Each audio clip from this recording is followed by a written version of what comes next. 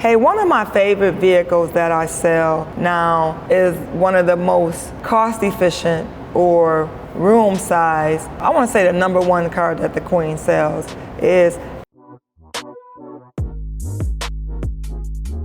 the Chevy Trax. And the reason I sell a lot of Chevy Trax is because, I'm almost 6'1" and I can fit in it. It's one of my favorite cars, Chevy Trax. Why? It's because it's the most affordable payment for my customers.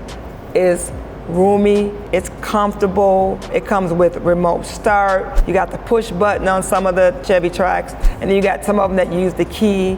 But it's the most cost efficient when it comes to payment. And you're probably saying, well, Regina, you're probably one of my customers, you might say, Regina, well, my payment's kind of high. But remember, if you watch some of my previous videos, right, I said the average payment on a used car is $516 a month.